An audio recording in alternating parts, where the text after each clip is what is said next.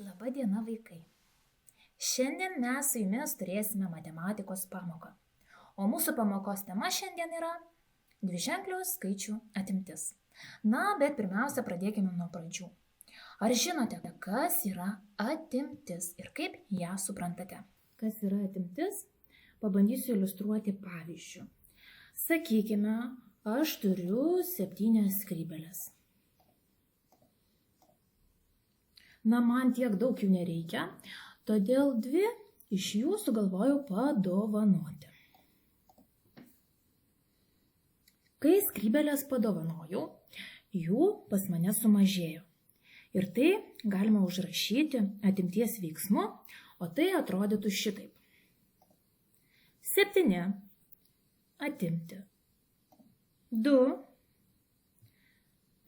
O kiek bus? Kiek skrybėlių turiu dabar, jei aš 2 padovanojau ir pas mane jų nebėra? Taip, atsakymas yra 5. Tai dabar aš turiu 5 skrybėles. O kaip vadinamas atsakymas, kurį aš gaunu? Šis atsakymas yra vadinamas skirtumu. Kai jau mokame tiek, galime keliauti prie didesnių skaičių, dviženklių skaičių.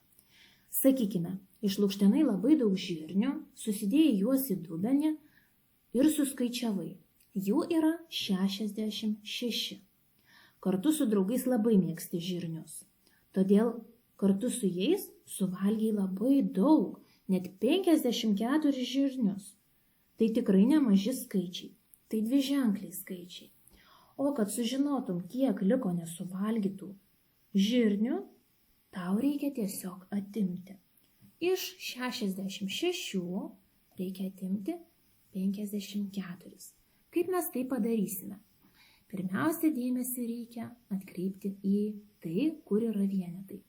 Pradėsime skaičiuoti nuo vienetų. Kad būtų paprasčiau, užsidenkime dešimtis.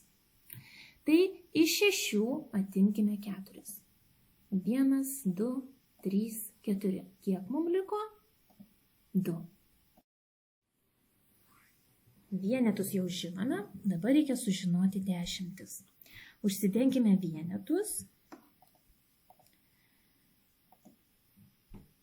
kad sužinotumėm dešimtis ir būtų paprasčiau mums skaičiuoti. Tai 6 atimti 5.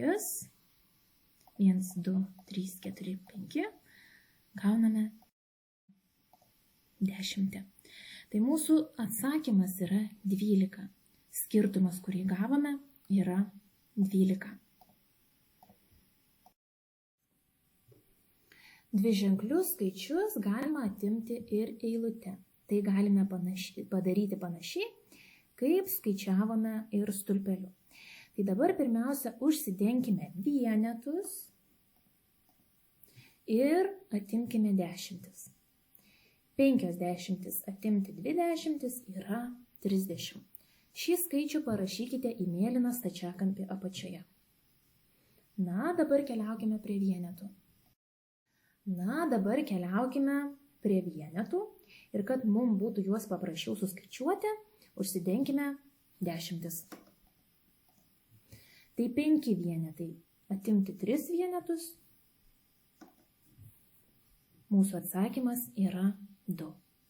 Šiuos 2 atsakymus apačioje reikia sudėti.